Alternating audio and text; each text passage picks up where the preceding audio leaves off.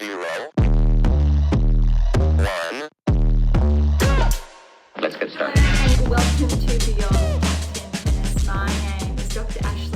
Berge and I'm your host. If you're not familiar with my work or would like to learn more about it, head on over to AM8 International, the first tennis lab of its kind worldwide that is centered on delivering top 10 tennis rankings and is 100% backed by science. I'm the author of 14 books behind multiple theories and have been an elite coach for over 20 years and work with elites around the world, Europe, United States to Australia. I'm also the world's leading authority in this space with my research coupled with my extensive coaching background, being responsible for landmark findings to deliver the next generation of play. With new foundations this season of my two latest releases, my tennis black book, Federer, Nadal, Serena, and Djokovic, and my brand new release, my tennis workbook. This season is like none other before, so as always, buckle in and enjoy the ride. Welcome to another edition of Beyond Top 10 Tennis, but our first, special edition, or our second special edition, if we're including the draw preview that did come out merely only, I think it was 3 days ago now. I've let days 1 and day 2 of the French Open. They're all, we've got the data now we can play with. First, before I get carried away, if you've been with us for some time now, thank you so much. We wouldn't be here without you. If you are new, welcome. As always, I would encourage you actually to get your hands on my two new releases, purely because your black book here will guide you through Beyond Top 10 Tennis, early editions of my work, all of them in the background there. And this workbook will help you pen your way through the season. Really, really important there. If you are following along with your black book this week, you should be up to week 4 of block 5 there. You don't have any additional readings or topics there. You do have your designated chapters. You'll see your match results, etc. to fill in, but that's obviously across the page, extra space there. And for the additional room, you should be completing this when you're on court or change of ends, if you like, having a break before bed, everything in here. You have, I think there's about 6 or 7 pages to complete every single week. It's not too much, but look, it's absolutely important there. So I'm really proud that finally, I think I had the time the past, 12 months to put both of those texts together. In contrast, I'll say the ones prior that are a bit heavier, have a lot of, I think, they're really key fundamental knowledge bases. It's taken you from rudimentary to more basic, simpler understandings to more complex ones, 7 keys, 8 keys, etc., all embedded in there, long game pathway, etc. Really analyzing the best players in the world, how they got there, how you can obviously follow the same pathway, etc. So these two latest releases really, I think, put things down into more simpler terms to be able to review them a little bit more closely. All right, so today's episode, as promised, I think in our first special edition, I'll call it, in the draw preview, we're going to catch up in the 2 tournaments that just wrapped up over the weekend. So we've just got the semi-finals and the finals to overview respectively, and then we're going to go straight into day 1 and day 2. I've made the decision not to wait for day 3 to do all round 1 results all in one, because it's going to be a heavy load to go through, coupled with the results from the weekend. Also, what's really interesting to know, we've got some ranking updates, so we will actually go over the rankings today. Briefly, we'll just look at some key movers. We won't go as in detail as typically we would. Just to, I think, keep pace, obviously, with those updates. So without further ado, you will notice, if you have been tuning in for some time, there has been a little bit of a change in the background. I would love your feedback about that, how you find that, etc. But I don't want to get carried away or detour. I'm not going to have a really big introduction today talking about, I think, key metrics, etc., additional insights, because I'm going to leave that all for when we dive through the results. All right, we're kicking off. Look, WTA Tour is here, and I've got ATP Tour over here as well to make sure I don't turn my back to you. So it's a little bit different from previous setups where I would say 1 and 2. I'm keeping them here. We'll see how that goes. I may or may not change back in episodes to come, but as always, feedback's always welcome. All right, so kick off with the WTA Tour in Strasbourg. It is a 500, which means, look, there are a number of points that were behind this. So semi-finals, we did touch on the quarters, and I touched on the semi-final lineups. We had Collins, Samsonova, Rybakina, Haddad Maia, and I'm going to say a little bit surprising here, but not so much. Seeds were favoured. So Samsonova did get the win over Collins, 4 and 2. Remember, this time last year, Collins was top 10 or thereabouts, just bouncing in out before really securing that top 10 ranking. We know what's happened this year, but you really need to give her credit after that huge win against Swiatek a couple of weeks ago now, less than. She is on fire, making the semis here, and I think we still need to keep a close eye on her, especially I think it was this time last year at the French. They did play as well, I think, and it was close from memory. So we know, I believe Collins may or may not be. I think she is in Swiatek's half of the draw and Sabalenka's and Paolini's. It's a jam-packed draw. So is Ostapenko there, and we obviously know we've talked about correlations there, performances, etc. Not the best record, but look, Samsonova did get the win, 4 and 2. Samsonova's been playing some really good tennis this season, so she is one to watch as well. I'm not going to be surprised if we do see Samsonova in the round of 16, but again, we don't have that level of consistency with Samsonova as we do with other, say, top 10 players or even, say, top 15 players. But I think she's been on the radar this season, and really, I think making those moves, so is one to watch. Other semi-finals, Rybakina and Haddad Maia. Look, I'm actually really surprised Haddad Maia, in a good way, progressed to the semi-finals, because we've seen some fluctuating results where we've seen Haddad Maia make those inroads, say US Open, and then fall earlier. So we know that's why she regressed outside of the top 10, but she's still holding the line there, I'll say, inside of the top 20. And she did push Rybakina 2-3. But what I like about this, I think this was a really good result for Rybakina, and I feel like she's finding her groove again. That had her, I'll say, comfortably inside the top 5, regressed just outside the top 10, but I think this is good, and I think dangerously, she's got some momentum on her side, and as far as the draw's concerned and unfolding, top 10 players will meet Rybakina before, say, the quarterfinals. That's a potential round of 16. Third round maybe lineup. We'll have a look at the draw later.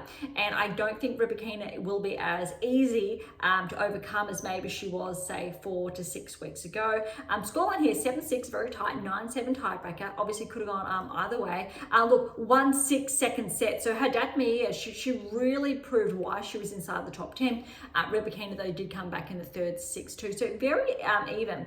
Look, final, Samsonova and Rybakina. I really want to give credit here for Samsonova to pushing Rybakina 2-3.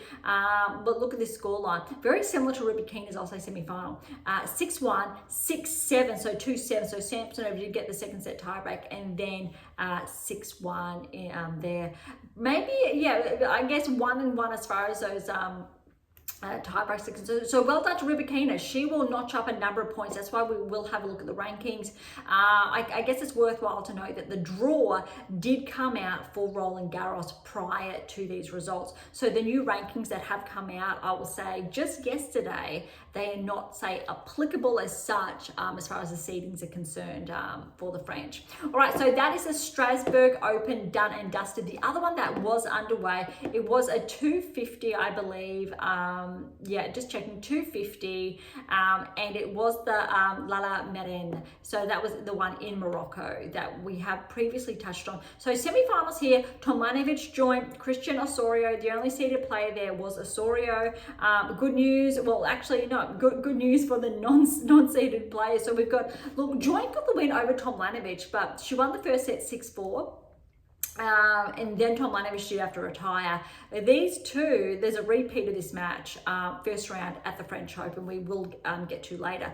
But keep that in mind. So Joint did get the win there. Other semi-final, Christian Osorio. Christian got the win over Osorio, the second seed, 6-7. And so that was 6-8, 6-4, 6-4. So really tight net. Keep in mind how well Christian played here, because her first round encounter, I believe, is quite interesting as well. Osorio was too, I'm not too sure, but I remember Christian did play a really good first round match. Final, Joint and Christian, and look at this. Joint, the young Aussie, I believe she's 19 years of age now. She was 18, obviously, last year during her US Open run, really burst onto the scene. We have touched on Joy previously, but she has made a huge run inside the top 100 now, quite comfortably. 6-3, 6-2 to Joy, and she just won her maiden WTA title. Congratulations to Maya Joint. That is a huge accomplishment. Less than 12 months on tour, I believe. Was going to play in the NCAA, was going to play college tennis, was really committed around the US Open time, and there was a bit of, I think, of an indecisive moment, and unfortunately for her, even US Open, she didn't collect her prize money because she was really going to play NCAA. And I think after some discussions, not too sure of the background story there, Joint decided to actually go pro, and it has paid off because now she's inside the top 100. She's got her first title, I will say 6 months after, I think, that key decision, thereabouts. So that's really exciting to see. All right, so that is the Lalla Meryem Open done in Morocco. I have done my best to pronounce that, so if there is a mispronunciation, as always, I do apologize. All right, so that's that. The two events done. Let's dive into the rankings before we do head on over to the French. Well, we'll do ATP before the French, so we'll do them in tandem. All right, so we've got Bianca Andreescu, so former US Open champion. She's bumped back into the top 100. She's at 99, although she missed out on a qualifying place. Vondrousova, she's back 19 points, a little bit brutal there, back to 96. However, she is in the main draw of the French. I don't believe she didn't have to qualify there. Just looking at the bigger movers, look, Parry's up 12, so back inside the top 100, I do believe. I'm pretty sure Parry's been inside the top 100. If not, welcome to the top 100, but up 12 points. So she's at 93 there in the world. Kokureto's back 8 to 89. Rakimova back 11 to 86. Just looking at the bigger bumps. Now, here we go. Sheriff. She's unfortunately been taking a few hits the last couple of weeks. 23-point regression to 84 in the world. Let's see how she performs, I think, at the French, just to bump those points back up. Look, there's a lot of movers, more than, say, those three. So we're seeing like 4s, 5s, 6s, 7s, and more. Look, Azarenka, she's back 2 to 75. I'm just trying to pull out some key movers. Tomljanovic, she's up 8, but courtesy of that semi-final result, so up to 71. That's great to see. Now I know some bigger movers are coming shortly. So inside almost the top 60, yes. Christian, so she did obviously make that final, and courtesy of that final, up 14 places to 60 in the world. That is a very solid inroad there. Other players that we are, Collins, she's back 8, unfortunately, to 54. So it just goes to show how much I think what can happen in 12 months to a player's ranking. And one that has been inside the top 10 from, we've got Vondrousova, Sakkari, for example. It looks like Sakkari's been bumped outside of the top 100, unfortunately. We're just gonna backtrack there, actually, because I'm curious to see. Yeah, no, she's at 90, actually. So she's still steady, and she is in the main draw. Sakkari did not have to qualify, I don't believe. So Collins is at 54, but so we're talking about a number of players that were ranked inside the top 10 this time last year that are, and this is huge for Maya Joint. She's up 25 places, absolutely huge, to 53 in the world. That makes her, well, the #1 Aussie Other than, look, I'll say Kazakhina is an honorary Aussie now, flying with the Aussie flag, and we know that she is top 20, so a little bit different there. So well done to Joint. That's really huge news for her. Great. Osorio, because of, I think, her results in the semi, she's up 4 places to 51. All right, inside the top 50 now, looking for the bigger moves, because I did promise we weren't going to spend too much time there. Look, Stearns is back 5 actually to 33, but she did, I believe, secure a seeding for the French. All right, inside the top 30 now, no big jumps yet that I'm seeing. Yeah, no big changes. Just Makova's up 1, Svitolina's just back, Schneider's back, and Rybakina just up 1 there. Separating, interestingly, Rybakina from top 10, which is Badosa there, is actually less than 200 points there, about 150 thereabouts, even under. So that's really interesting, because the difference last week was, it was more than that, which means given the French, we should see, I think, a couple of changes there. Depending on how Schneider and Makova play, they're still in with a shot. Even I'll put Svitolina up there, Krejcikova maybe up there. So look, we could see some shuffling there. And unfortunately, because, and I will have a bit of a spoil there, one of our top 10 players in Navarro that's already regressed, or she's fallen in the first round of the French. Just my one little spoil. And I believe she made the quarters, I think quarterfinals of the French last year, or it was around a 16 or quarterfinals. And because she's lost early, she will lose some points. It may be okay, just enough for her to hold on to a top 10 ranking, but if Rybakina does surge ahead, Schneider, even Makova I'll put in the mix, Navarro may regress outside, and she may be bumped to say 12, 13 in the world, potentially in a fortnight's time. There's a lot to unpack, obviously, in between, but because of that early round loss, she is susceptible. Other players inside the top 10, we've still got Andreeva and Gauff to play out later today, so in day 3.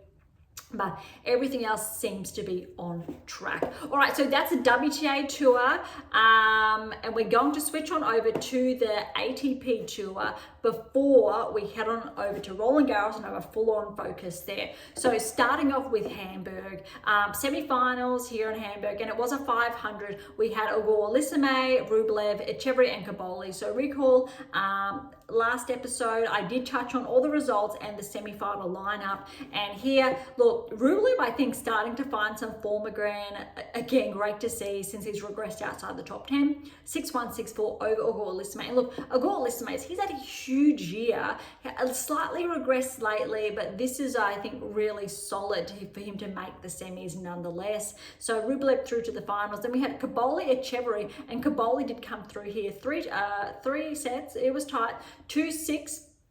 7-5, 6-4, so Kaboli through to the final. But how about this?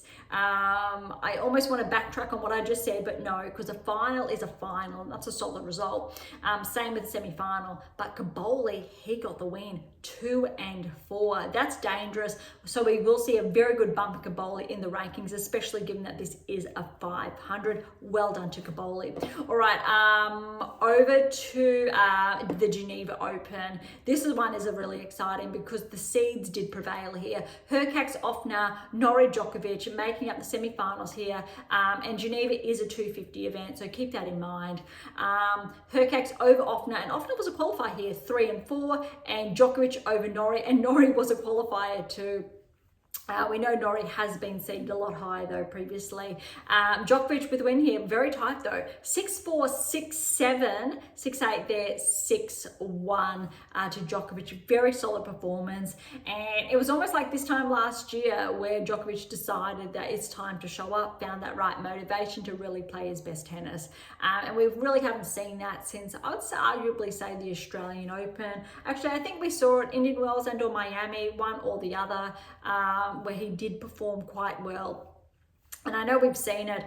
It's really about knowing that the bar's all the way up here for Djokovic, and for the other players, it's here. they're performing exceptionally, top 10, top 5, and in reality, this is where Djokovic is now. He's still playing exceptional tennis, maybe not all the way up here, but really solid. So he's still really playing at that top 10, top 5 level at times, which is great to see.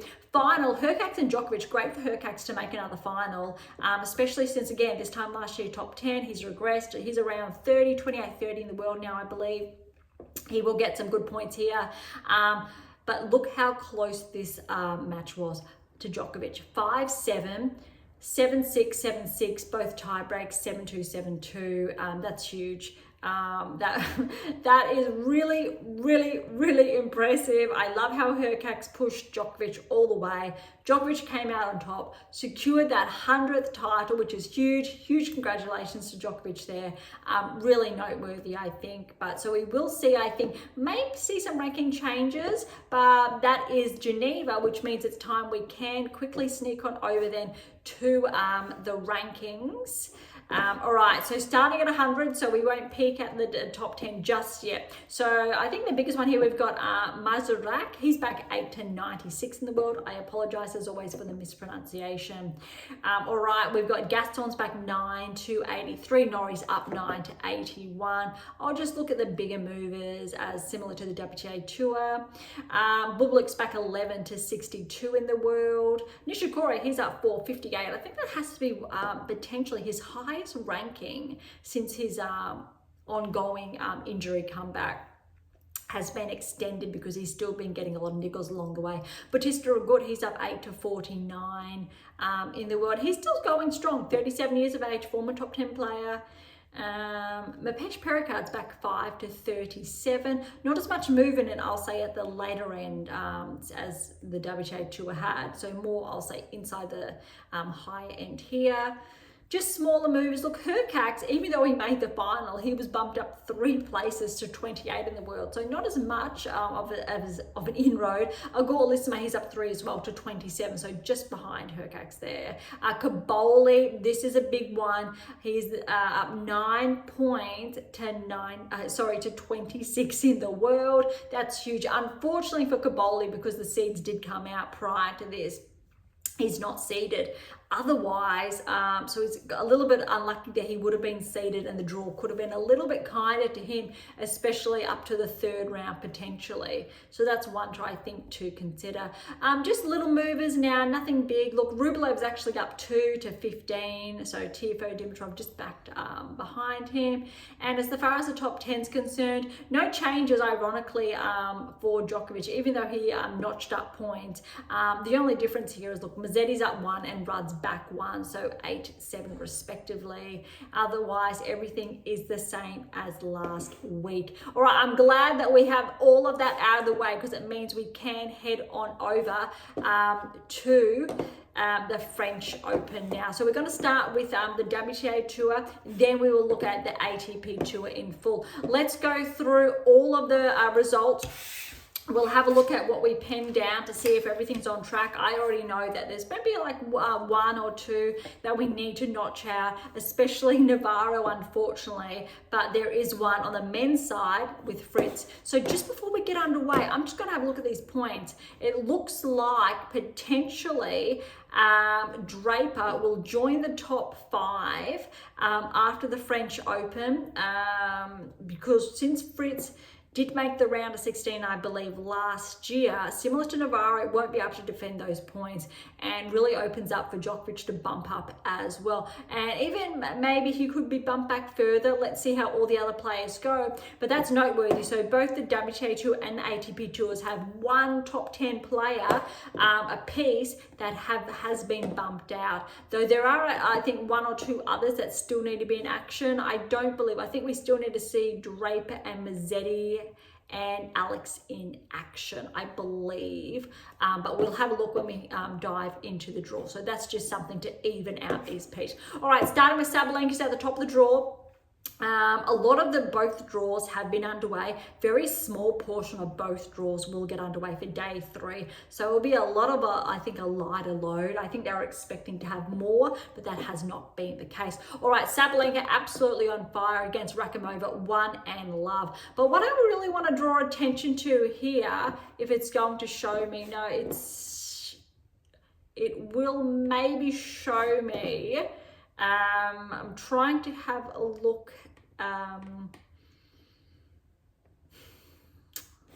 Yeah, there we go. All right, I was looking for the ranking, finally found it. All right, keep this in mind. Rakimova is 86 in the world, and I'm sharing this on purpose. She's ranked 86 in the world because a certain other top player had a very, I think, a tougher draw. So 86 in the world, 1 and love to Sabalenka. She played absolutely solid tennis, flawless. That was a really good start. Teichmann over Stefani, who was a qualifier, 4 and 4. Well done, Teichmann there. Collins, a little bit tough against Berge, 7-6. So 7-1 that first set, then 6-4. I think that's still a good start. But Danilovic has upset Fernandez, the 27th seed, 3 and 1. Which means we have to X out Fernandez here, and I'm going to put, actually no, I'm going to scrap that because I think that's going to be a little bit different. We'll go over that later. Okay, so 3 and 1 to Danilovic. That's not that surprising. She's been playing some really good tennis. So's Layla, but let's hopefully see Layla recover for, I guess, the grass court season. But that's going to be blockbuster next, but I'll hold off. We'll go over that after. All right, Torsen, good win over Lynette, but it went to 3, so did not disappoint with how well Lynette has been playing the last, I'll say, 6 months especially. 6-4, 4-6, 6-1. Rus got a win over Osorio. So Osorio, she just made the semi-finals, but maybe just not enough recovery time potentially. Well done, Rus. 4-6, 6-2, 6-4.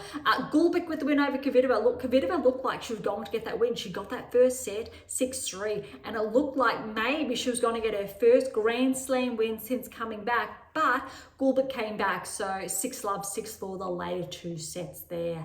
Anisimova over Stojanovic, 6-3, 4-1. Then Stojanovic did have to retire, unfortunately. Well done to Anisimova. All right, Schneider and Soboleва was a qualifier, but look, tricky start, 7-6, 7-3 to Schneider, and then 6-2. Yastremska over Ava, she was a wild card there, young Aussie there, 7-5, 6-1 to Yastremska. Romero Gomez qualify. How about this? She had, look, I'll do my best to pronounce this. Rakamonanga Rajama was a wild card.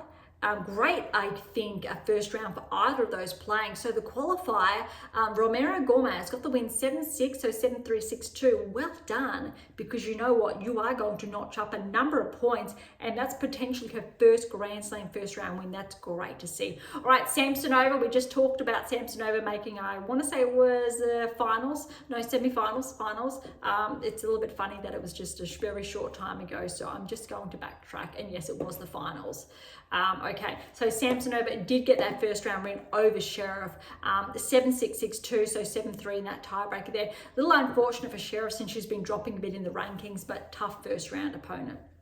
This one is an upset, is Stearns. Lies over Stearns. I've got no idea what happened here. Lies came out blistering. We know how well Lies played in Australia though, so she can do that. 6-love against Stearns, and Stearns, she is on here to potentially progress, but that has opened the draw up for another player. I won't get there just yet, so that's well done. 6-love, 6-3. Stearns tried to come back. I think Liza was up 4 or 5-love in the second. Stearns did start to come back, but was it to be? Wasn't enough. All right, Mboko qualifier, got the win over Lulu Sun. So last year's Wimbledon semi-finalist. Mboko, too good. 6-1, 7-6, 7-4 for the tiebreak there. Haven't really seen the best from Lulu since that Wimbledon result. It would be great to see her get some, I think, play those smaller events, try and get those deeper runs before, say, Wimbledon starts, and really, hopefully, she can get similar points as last year. All right, Arango and Yala, very similarly matched, and I think the scoreline reflects that. 6-love, 2-6, 6-3. Well done, Arango. All right, this one, look, Former French Open finalist in Pavlyuchenkova, gold medalist in Zheng. We've got 6-4, 6-3 to Zheng. That was a very tough first round, I think, for both players. Well done, Zheng. Paolini over Yuan. A little bit tough here. Look, 6-1, 4-6, 6-3 was tied, but Paolini still, look, she's been playing a lot of tennis, won the Italian Open, so that's a little bit of a rough start. So I think Paolini needs to stay switched on for this. I think she's the only, I will say, player at this time inside the top 5 that's being pushed to 3. That could change as we go through the draw. All right, Tomljanovic and Joint, we just touched on how they met less than a week ago. I think about 4 days ago to play. Tomljanovic had to retire, started the second set, but she turned things around 6-1, 6-3. Arguably, Joint's probably still been riding that high of that first WTA title, so not too much to lose here, but well done to Aya. Started with Siva, lucky loser over Kopacz, very exciting, and she got the win, taking advantage of the lucky loser. 2-6, 6-1, 6-4. Another upset here, Potapova, Noskova, but again, could have gone either way. 5-7, 6-1, 7-5. Vekic, she was pushed over Blinkova, 7-5, 6-7, 4-7, 6-1. So coming out on top. I think if Vekic can have a few easier rounds, especially in her second round, that third round encounter is going to be an absolute blockbuster. I'll tell you about that later. All right, Pera and Garcia. Look, Garcia, it was her last French Open, last official match at the French Open. Former top 10 player, former WTA finals. I think she was a WTA finals champion, but maybe she just made the finals. I'm not too sure. I think she actually was the champion there of the WTA finals a couple of seasons ago.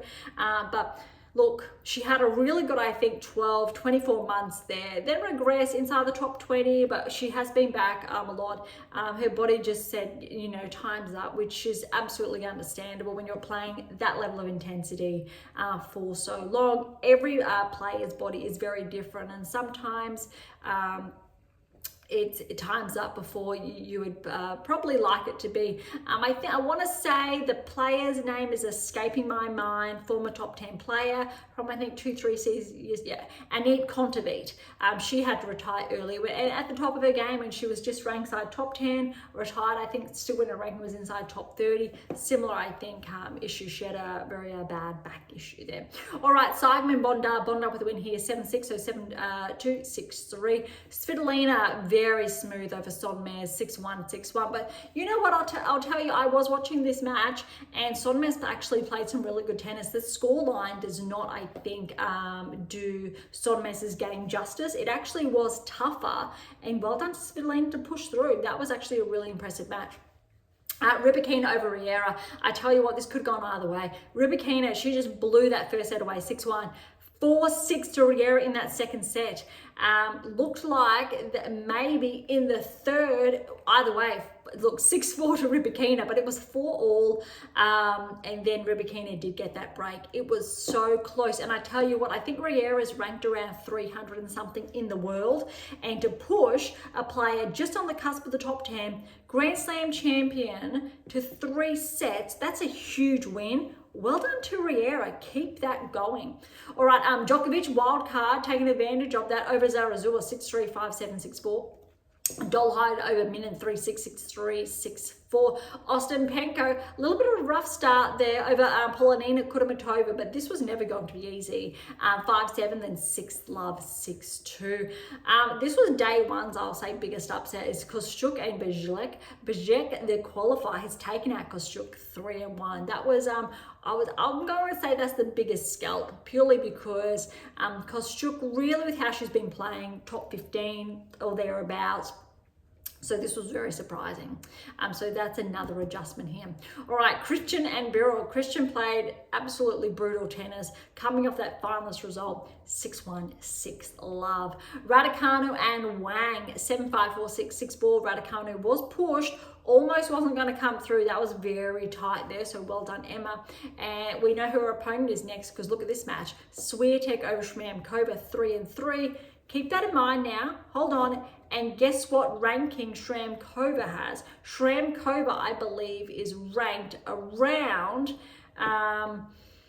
it's not showing me. It was showing me earlier, but Shramkova is ranked here 42 in the world. So playing a player that's just inside or around that 40-ish range compared to Sabalenka, playing a player ranked just outside 80. So I think I said 86 in the world. A very, very big difference, or essentially a 50% drop in the rankings for Swiatek with her opponent. So it just goes to show, I really want to highlight how brutal Swiatek's draw is, because she has a Grand Slam champion next. Luckily, we'll talk about future draws later. All right, I'm skipping over a section of the draw because those will be played out on day 3. And then we've got Kazakhina and Siniakova. So well done to Kazakhina. 6-1, 3-6, 6-3. Jean had a wild card and she took advantage playing Berge. Look, love 6, 7-5. Jean's up 3 love in the third, and then Berge unfortunately did have to retire. All right, Roos with the E over Kessler. That's a good win there. 7-5, 7-6, 7-3. This one was tough. I just finished watching this match very early this morning. Look, Osaka, she just got that first set, 7-6, so 7-1 in the tiebreak. Badosa came out firing in that second, 6-1. Neck and neck in that third set, and Badosa just scraped through 6-4. Really tough, I think, for Naomi, having really tough draws the last 2 years. Having match point against Swiatek then coming through last year, and then Badosa this year, really tough. I think if Naomi can build that ranking back up, which looks like she's on the cards to be doing, have a little bit of a kinder draw, not against, say, a top 10 player, and I think she can work her way in through the tournament, she then can be quite dangerous. All right, another section of the draw that will get underway today, or for day 3. I'm not going to go over the matchups because we did do that in the previous episode. All right, Keys off to a really good start over Saville. Saville did have to qualify 2-1 to Keys. Bulter, very good first round win over Montmay, a qualifier, only because Katie, she's regressed a bit in the rankings lately. 6-7, 4-7, then 6-1, 6-1. Another part of the draw we're skipping over. All right, Montgomery over Parry. That's a good win there, 2-1. Bozes Maniero is the one who took out Navarro. 6 love, 6-1. I haven't been able to find anything yet to see if Emma was unwell or what was wrong, but it really does insinuate that something just wasn't quite right, unfortunately, with Navarro. No, not taking anything away from Bozes Maniero there, purely because that's brutal. That's a whitewash, and typically when that does happen, something's not quite right with that player. But well done to Bozes Maniero. That's a huge scalp for her. Hopefully Navarro, whatever was going on, happened. It's a quick recovery there, but that really was blown out of the water. All right, Krejcikova Maria. Krejcikova, her first Grand Slam win back since the WTA finals. This was really big because we know Krejcikova, she's not really match fit, doesn't have all those matches under her belt. I think this is only her second match this season. First one back, she fell. So this is her first win, I think, back. 7-6, 7-4, 6-3. That's a good win over Maria. Well done. Tough opponent next. Veronika Kudermetova with a win over Tomova, 5-1. I think Kudermetova did make the round of 16 or quarters of the Australian Open this year, so that's actually going to be quite tough. Cocchiaretto over Townsend, lucky loser there, 3-2. Townsend did have to qualify, but then fell there, so looks like we've got a couple of players who have withdrawn late. Alexandrova over Bronzetti, 3-2. Skipping over another section of the draw that will get underway later today. And that's the wrap for days 1 and day 2. Let's head on over to the draw now. Sure, I know not all the first round matches are done. That's fine. We're going to quickly go over this and our anticipated third round lineups. everything's on track, I will say, for Sabalenka, great, but not for Fernandez, because Fernandez has fallen. But I tell you what, because Danilovic did come through, I'm scrapping out and putting Collins there. And I would absolutely, I think, love to see Collins play Sabalenka, purely because of her win over Swiatek about 2 weeks ago now. That said, I'm still going to favour Sabalenka, but Collins, maybe she's in with a shot. All right, dropping down the draw, Torsen and Anisimova, they're still in action. And I've still got down here Schneider and Samsonova, yes.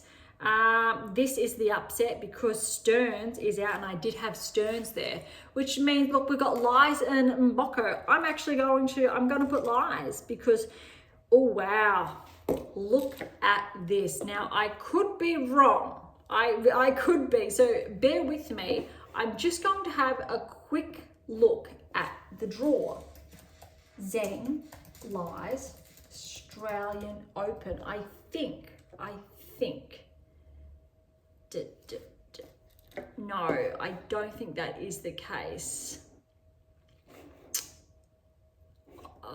No, a different player. All right, I'm going to check. I'm having a look at Liza's performance at the Australian Open because, yeah, she fell to Swiatek in the round of 16. Geneva, okay. No, I thought there could have been a bigger scalp there, but I was incorrect. That's another player, and that's okay. So I just wanted to check that. But look, going back to the draw, we've got Lies and Mboko. That could go either way, but I've penned Lies down to give her a shot then, and Zheng is still in action, still keeping Zheng in the draw. Dropping down, still got Paolini there. She's going to have a tough match against Tomljanovic, but I tell you what, Noskova's out, Potapova's in. I'm going to put Potapova there because she's got Starabatseva next, but I'm still going to favour Potapova. Vekic still is in, Svitolina still is in, Rybakina is still in, and Ostapenko is still there. And we actually have another, Kostyuk is out. I'm actually going to cross out then and put Christian in favour because of how well Christian played. Actually, Berge over Kostyuk. No, I'm still going to put Christian because of how well she played last week. And I know that it could go either way, but look, the only good news I'm sharing there with Kostyuk out, it means that even though Swiatek has Raducanu, second round Grand Slam champion, it means third round potentially, instead of having Kostyuk, which is absolutely brutal with how well Kostyuk had been playing, she will have a non-seeded player, which she will need if potentially fourth round Ostapenko is lurking, Rybakina and or Ostapenko, and that's brutal. That is, yeah, we know the history there with Swiatek and Ostapenko, so that is going to be really interesting. If Rybakina can keep up her level, that's a really tough round of 16 result potentially, purely because going forward, Sabalenka would have, say, Anisimova or Torsen. Torsen, I think, could maybe cause some problems for Sabalenka. Given that it's clay, though, I really want to favour Sabalenka because I'm going to say Torsen and Anisimova are favoured on hard court. But look, you need to favour Ostapenko on the clay as well because she has won Roland Garros before. So fancy having two Grand Slam champions, regardless, prior to the fourth round and prior. No other player, I think, will have that type of draw at all. That's how brutal Swiatek's draw is. I cannot, I think, overstate that. And I did share that earlier as well, or in our previous episode in the draw preview, that Swiatek's quarter, it is tough. It is not okay, but that's what she's been dealt. Sabalenka arguably has a nicer draw. And we did go over that previously as well. All right, bottom half of the draw, a little bit tough. We've only got a couple of matches that are underway. We're still waiting for that one. All right, Kasatkina, she has gotten through. But look, Badosa over Osaka. So I did say Osaka may be over Badosa, but no, proven wrong. Badosa, well done there. The only other match, we've got a couple. Keys is still in action. And so no other match will get played later today when we're looking at who's playing who. Haddad Maia is just, no, she will play later today as well. But the one player we are crossing out, obviously, is Navarro with Bezes Miniero. But I tell you what, instead of Navarro and instead of, look, I'm actually going to put Montgomery, which might be a bit surprising, over Bezes Miniero, but it could go either way. Both had a really good, solid, I think, start there. We've got Krejcikova still coming through, yes, and still got Alexandrova coming through. And so we've got the rest then there to still play out. That's going to be really interesting.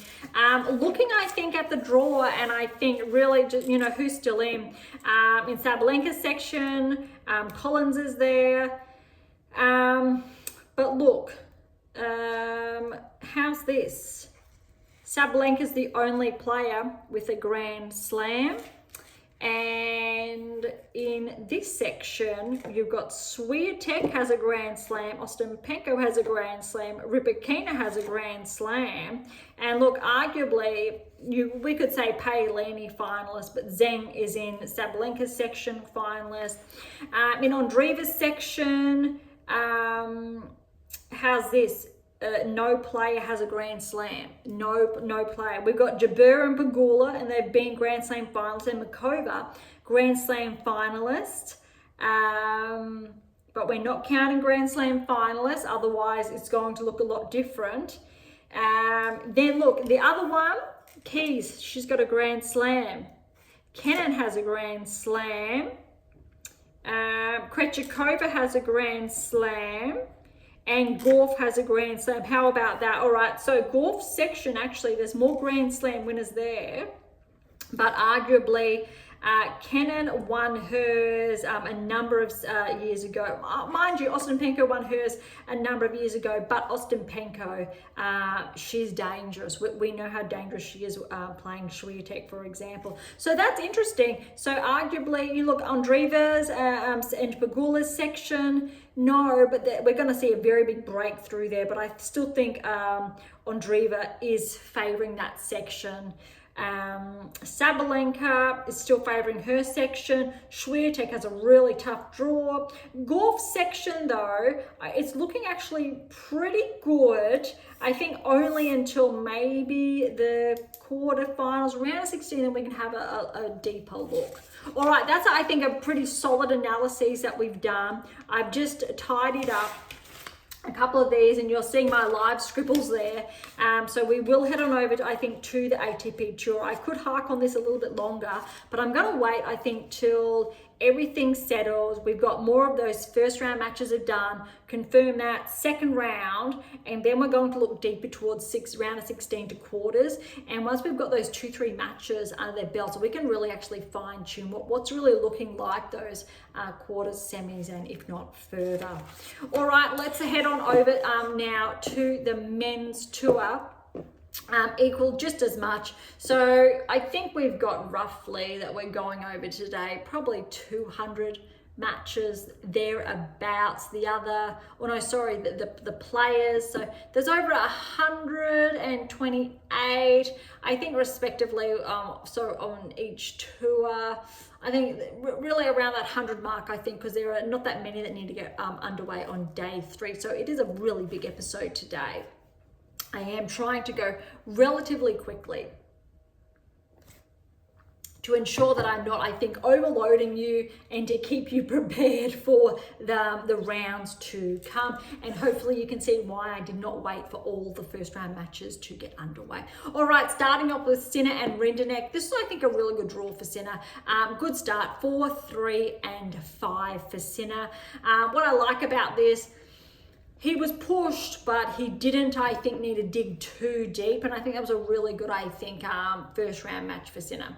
Look, Gasquet had a wild card and Atamane also a wild card. And you've got to love it because Gasquet came through with the win. 6-2, 2-6, 6-3, 6 love. I love that for Gasquet because we know, I think he's nearing the end of his career. But hey, he's still got that first round win at a Grand Slam. That's huge. All right, Lecheka over Thompson. This was always going to be big because probably around the US Open time, I think Thompson was seeded or just missed out or thereabouts. Same with the Australian Open. A little bit of a regression of his ranking since, so missed out on that seeding. But Lecheka was just too good.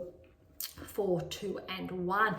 David Fokina over Lammers Ruiz, who was a qualifier, but still pushed David Fokina to 4. 6-3, 6-2, 6-7, 4-7, 6-3. Skipping over a little bit section of the draw now, underway later today. We've got Manar over Ugo Carabelli. This could have gone either way, I'll say. So 6-4, 6-1, 7-5 to Manar. Well done. Fils was pushed to 4 over Jarry. 6-3, 6-4, 6-7. So 6-8, 6-3. That was a tough one there. I feel like Fils, he's got a lot of pressure on his shoulders, especially this time last year compared to... this time now compared to this time last year. And I think Fils could have a shot if he handles the pressure quite well. That'll be really interesting. I think he's the first, big shot potentially to make the round of 16. I know Humbert's been there, but Monfils, we know Monfils in the French crowd, but maybe Fils, I think, really has a healthy shot. We'll see third round of 16 potentially. All right, skipping over a big section of the draw here later on today. So this is where all the matches are going to be underway today. In contrast, I'll say to the WTA Tour, there's a big section there. All right, Diallo, I'll say this is the biggest upset so far in this section over Cerundolo. Cerundolo is the 18th seed, and I did pen him down here to progress. So that's an upset, 7-5, 6-3, 6-4. Keep in mind, Diallo, he had that breakthrough. I think he made the semi-finals of the other week. So that's actually interesting to see that he's continuing his current trajectory. All right, Greek and Small got a win over Garon. I'm going to say both of these were neck and neck here, and it showed being pushed to 4. 4-6, 6-3, 6-4, 7-5 to Greek and Sport. Another section of the draw that we are skipping over. All right, Fernley and Wawrinka. I think I did pen down Stanley in here somewhere. Not too sure. Maybe not. I'm not seeing it, so maybe not. But Fernley did get through with the win over Wawrinka, who did get the wild card. Look, 7-6, 8-6, so Wawrinka almost grabbing that first set, but then 6-3, 6-2. Humbert, 22nd seed now, win over O'Connell, but O'Connell did push him. Look at this, 7-5, 6-3, 7-6, 7-3. So well done to Humbert. I think a little bit lucky there to get away in 3, but a solid performance. Shapovalov over Martinez, good win here, 2 love and 3. Mislovic, a qualifier, his upset Boo, great win for Mislovic. 5-7, 7-6, 7-3, 7-6, 7-4, and 6-1. Well done. All right, skipping over a little bit of the draw there. Mazzetti and Huffman. Huffman was a qualifier. Solid performance from Mazzetti. 5-2 and love. Really finding, I think, that rhythm. And look, especially after, I think, his results at the Italian Open, how well he's been playing. Not surprising there. Galan, like a loser there, had Royer, who had a wild card. First 5-setter here. 7-6, 8-6, 6-3. So he's up 2 sets to love Galan, and then 3-6, 6-7, 4-7. So 2 sets all, and then 5th set, 7-5. That's actually really solid for both players. In those scenarios, I think it's brutal that there has to be a player that does lose. All right, Opelka over Jaka, 1-6, 6-3, 7-5, 7-6, 7-3 to Opelka. I think that's really impressive of Rinky, though, to get that first set of Opelka, because typically he's relying on his serve. Shows that Rinky was able to break a number of times there. But Riley, too good in the last 3 sets. Another upset, Navone over Nakashima, the 28th seed. We got 7-6, 7-2, 4-6, 6-1, 6-2. Howells over Macaque, 7-6, 7-4, 4-1. Macaque retired. What's really upsetting here is that I'm going to call it a tank. Other people may disagree with me, but I'm calling it a tank purely because Macaque's done this twice already this season, where we know the likes of a Nadal or a Federer, at times even a Djokovic, they'll let that set play out. If they're not playing their best, they will still do the respectable thing, let their opponent get the win. But Macaque, time and time again, he's done it this season, unfortunately. He's a good player, but his sportsmanship is subpar. He tanks it. He goes, nah, I know I'm going to lose, so I'm just going to walk off the court. And it's really disappointing. I hope he has a good look at himself because he's got such huge potential and it's just really disappointing. Look, if he's out there severely cramping, but he's literally got 8 more points, sometimes you need to just stand there and try your best because it is a Grand Slam. I'm not saying to injure yourself, absolutely not, but I think there's a line there to being a respectable opponent. That's a tough line. All right, so well done to Howells. Second 5-setter of our first round encounters is Kekmanovic over Baez, pushing through in 5. But look at the scoreline, 2 tie breaks in the first 2 sets, going Baez's way. So 6-7, 3-7, and 6-7, 4-6. And then Kekmanovic, he's got a lot left in the tank. He gets the next 3, 6-4, 6-2, 6-2. That's an impressive one there. All right, another wild card over Van der Zand Short. That's an upset there, 2-5 and 5. Room was pushed to 4 by Bautista Agut, 6-7, 4-7, then 6-4, 6-3, 6-2. Tiafoe is getting through over Swarflin, 4-5 and 4. Carino Busta over Comesaña. I'm going to say actually that was evenly matched, but look, 6-2, 7-6, 7-3, 7-5. Brooksby over Faria, 6-1, 3-6, 6-3, 6-2. Quarter over Daderi, 6-2, 4-6, 6-3, 6-2. Another upset here, Michelson is out. Cerundolo was a qualifier, 3-2 and 4. So adjustments we'll need to make. Medlovic over Majzak, 3-3, and then it was 7-6, 7-2. Kopriva over Monteiro, another 5. And this is our third 5-setter now. Up 2 sets for Kopriva, 6-4, 6-3, and then Monteiro got the next 2, 4-6, 6-7, and that was 6-8 for the tie break. And then Kopriva getting the 5th set there over Monteiro, 6-1. All right, Altmaier and Fritz. This was the tough one. Look, Altmaier got that first set, 7-5. Fritz came back on the second, so it was 3-6. Thought maybe, Fritz should be coming back, but Altmaier was too good. Altmaier got the last 2 sets, 3-1. Rudd over Ramos Vinola as a qualifier, 3-4 and 2. I would say, look, he's playing some good tennis, similar, I'll say, to how Sinner was playing, just getting that rhythm going. Berge over Jacquet, qualifier. This is going to be our 4th, I think. I think I'm losing track now. 4th, 5th setter. We've got 3-6. 6-7, so 3-7 there. So Jacquet was up 2 sets, and then Borghese did come back 4-3 and 3. Okay, this has to be our 5-setter. Tabilo and Kazuks. Well done to Kazuks, got that wild card. Tabilo, well done. 5-7, 6-3, 6-2, 1-6, 6-3. All right, Popyrin over Nishioka. Popyrin was playing well, but Nishioka was not playing his best tennis. He did have to retire in the 3rd, but we thought when I was watching this, he was going to retire early in the 2nd as well. 7-5, 6-4, then 1-2, Nishioka retiring. Kakanakov, good win over Vukic, 4-4 and 4. Offner over Struff. In 4, we got 7-6, 7-5, 6-3, 6-7, so 5-7 there, and 6-2. Fuchsovic over Skulkate, who also had a wild card, 4-2 and 2. Paul over Mola, a lucky loser there, was pushed 6-7, 5-7, then 2-3 and 1. And this was a big one. Shelton Sonego, repeat of the Australian Open. I think Sonego did get out on top there from memory. But this was a huge match. I think it went for over 3 hours. I don't have the time right on me there. Actually, I'm going to click because it's, 3.5 hours this match went for. Well done to Shelton. But it was so close. 6-4, 4-6, 3-6, 6-2, 6-3. So Shelton at a point, obviously down 2-1, then came back to win those two. Well done. But Siniga, he was not going away. Gaston over Blanchet, a qualifier. Two Frenchmen, 2-6, 6-love, 2-6, 6-3, 6-4. I think we're up to our 7th 5-setter. Gigante over Hassan, two qualifiers, 4-2 and love to Gigante. Well done. That's a really good breakthrough for a qualifier. All right, Tsitsipas over Chevrolet, and keep in mind that Chevrolet, I think he made the semi-finals only less than a week ago, so good result here for Tsitsipas. That was not an easy match, 5-3 and 4.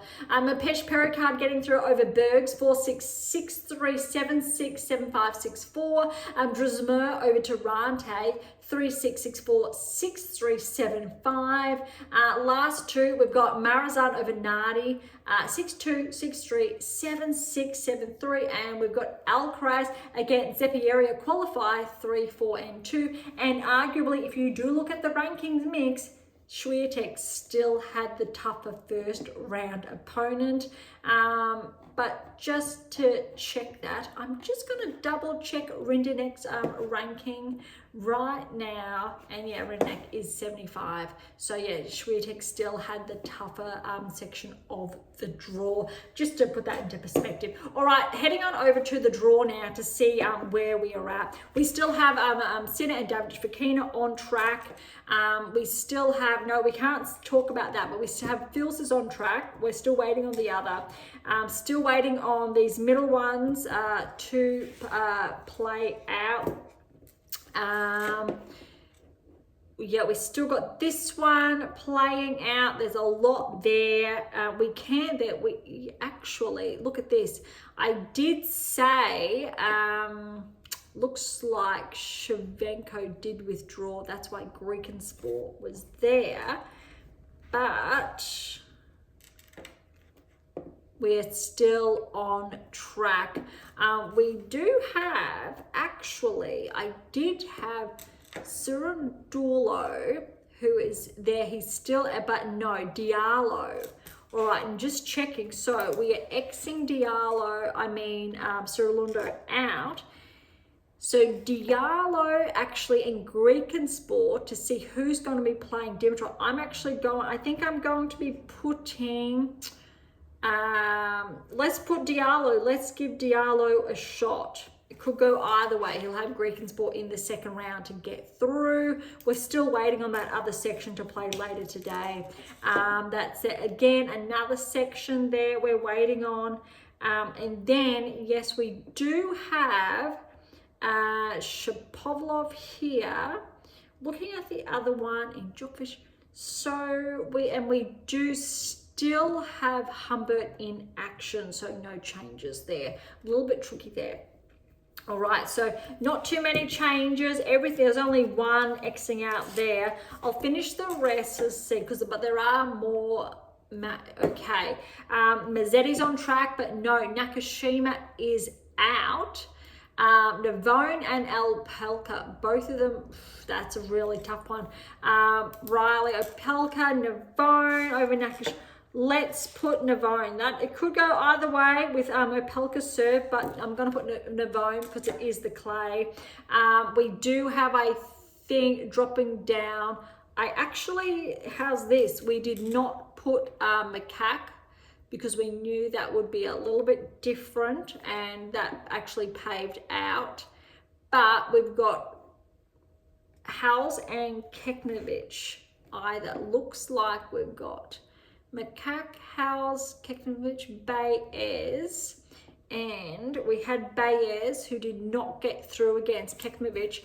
So that is a tough one, but I think we're going to put Keknovic to potentially play Rune. Rune is through. TFO is through as well, and so is Korda is through. So that's all lining up. Michelson is out, so we need to X that one out. Cirandulo is there, and Milovic. Let's give Cirandulo a chance, I think. But this section of the draw has opened up because Fritz is also out. So instead of Fritz being there, Altama is there. And then Copra's there as well. Copra just came off a 5, Altima's a 4, so we're going to put Altima. Again, could go either way, but that has really opened up Mazzetti's section of the draw. That is important. And Tiafoe and Rune. So that is actually, we'll touch on that shortly. All right, we'll still drop down. Rudd's still in action. Yes. Poprin, he did get through. Yes. Kaknovnikov got through. Paul got through. Shelton got through. Tsitsipas, yes. I have Mapesh Pericard and Alcaraz. So not too many changes. Let's have a look. So on the WTA Tour, we had 1, 2, 3, 4, 5, 6 changes. But more match. We'll see. I was going to say more matches, but so we've got 6 there. Still matches underway. Changes we've got here is just 1, 2, 3, 4, 5. So we could have 6. So it looks like ATP Tour, WTA Tour is neck and neck, and there's 4, 8, 12, 16 there. So I'm going to say that's a pretty good success rate. That's over 60. That's 60%-ish at this stage. I know it's higher than that. That's just wrong. I think it's around 75. Let's go with. But that is anticipated in those earlier rounds. I did preface, I think, the episode 2-3 days ago that there would be some upsets in the first round, which you can't really anticipate with the data. So Navarro, Fritz, they were not anticipated, for example. I really want to wait till the matches are underway, but let's have a look at these draws. Sinner's draw, we really have Sinner is the only player in his draw that has won a Grand Slam. In Zverev's draw, you've actually got Djokovic with a Grand Slam and Medvedev with a Grand Slam. We're not counting finalists. In Mazzetti's section of the draw, no player has a Grand Slam. That's interesting. Rudd section of the draw, again, not counting finalists, because we know Rudd's had a number of finalist results. No. Tsitsipas a finalist as well, and Alcaraz. Alcaraz has that Grand Slam. So that's a very big contrast to how well I think the men's draws paved out, with literally just no more than 2 players with a Grand Slam in contention. In all fairness, the dispersion isn't as great as the WTA Tour, but I think that really goes to show how brutal Swiatek's section of the draw is. Look, I'm going to say Golf has a tough draw, but I really want to keep in mind that the rankings of the other players, how their data, how their trajectory has been showing, that's really why it's leaning towards Rybakina, Ostapenko are playing at a higher level at the moment, I'll say, than the likes of a Kenin and a Krejcikova. Keys, look, she's been playing good this season, not as I'll say as great as around Australia. So still, I think, has a shot at making, say, a quarterfinal, then see maybe semi-final, but also goes to show Sabalenka's section of the draw really has opened up for her, and Andreeva, Pegula's section of the draw really has opened up as well. And similar to, I'll say, those 2 quarters of the draw, similar to the ATP Tour draws, all those 4 quarters, but arguably Swiatek, Golf, tough sections, but again, I'm going to say Golf has a relatively streamlined draw in comparison when we're looking at the respective players, the data, etc. So that's really interesting. However, Key's section or her road to potentially the round of 16 has lightened up, or in the round of 16, because Navarro's out. So Key should have a quarterfinal appearance. We should be seeing that, or round of 16 quarters. Really interesting there, but the other draws are relatively straightforward, and I will touch on that, I think, in the roundup of days 3 and 4's episode. Center section of the draw, really, look, everything's streamlined. Djokovic, Medvedev sections, pretty solid in Zverev. They're all in that quarter, so that is a tough one though in that section. Mazzetti, I think, look, there's actually 4 players have dropped in Mazzetti's section with Fritz out. And to me, that says Musetti actually has, look, Rune's there, but Musetti and Rune are in the same, I will say, part of the draw, which means it really opens it up for Tiafoe. Tiafoe for a pretty solid run, I think, to the round of 16, where he may face the likes of, say, Rune or Musetti. And you really need to give Rune or Musetti, this is probably their best chance, underscoring their best chance at the French Open to make a semi-final. And because, and really, we should be seeing, I'm going to say, Rune or Musetti in the semi-finals facing Alcaraz at this stage. Alcaraz, he's got Tsitsipas and Rudd in that section, but that is a really wide open quarter of the draw. Very similar to, I will say, the Andreeva Pegula section of the draw, how that's really open. So both draws, I think, respectively, have like that section of the draw that has opened, but the Rune Musetti section, that is, yeah, without, it is without a Grand Slam finalist.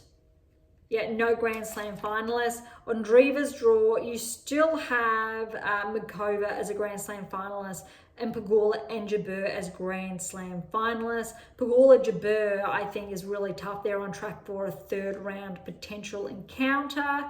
I think that they need to play later today, though. But they are probably the biggest blockbusters. Vekic Svitolina, that's going to be big. Rybakina Ostapenko, really big. Keys Kennan, Kalinskaya Gorf, very solid. But as far, look, Rublev Fils, that'll be big third round. Diminor Menzik, Hurkacz Draper, that will be a very big third round. Again, just looking ahead, Zverev or Elisame, potentially, that's going to be really interesting to see how Zverev performs there. Shapovalov, Djokovic, probably still favouring Djokovic. Tiafoe quarter, favouring probably Tiafoe. Alcaraz, Mapesh, Pericard, that'll be a tough one, third round, but still Alcaraz, I think, will be on point. Tsitsipas and Shelton, that could be dangerous, I think, for Tsitsipas. But still favouring, I think, Tsitsipas. Shelton's actually favoured, though, as far as rankings are concerned. Paul Kakanokov. Kakanov's been playing some really good tennis lately. Let's see if Paul can have a breakthrough, though. Popper and Rudd, still favouring Rudd. So, look, there's a lot there. Still favouring, I think, a number of players. And you can see what sections of the draw have really paved out for some players and not so much for other players. Even the defending champions don't have the best draws, and I'll say it again, third, fourth, fifth time, Swiatek has the hardest draw, but she is going for, I think, 4 in a row, 5th French Open, and I don't think it could be any harder, to be honest. All right, that's it for today. Thank you so much for listening. To grab your copy of my brand new release, My Tennis Workbook over here, or my December release, My Tennis Black Book, head on over to AM8 International, Amazon, so irrespective where you are based in the world. For any comments or questions, head to AM8 or topic thread to leave comments directly, or leave comments directly on YouTube or Spotify. To interact with Beyond Top 10 Tennis, catch up on our blogs, or to sign up to my newsletter. All links are in the episode notes, as well as how to access a Pink Octopus books to Sprue. And if you enjoyed today's episode, please subscribe, like, share, and or all of the above. Beyond Top 10 Tennis exists for you, so please consider sharing us near and far. And if you're serious about heading towards a top 10 ranking, or want to know what you're missing to secure that maiden Grand Slam or more, don't be shy and come and say hi. Okay, on that note, thank you so much for listening. I'm so incredibly grateful. I'm your host, Dr. Ashley Morgan Berge, and this is Beyond Top 10.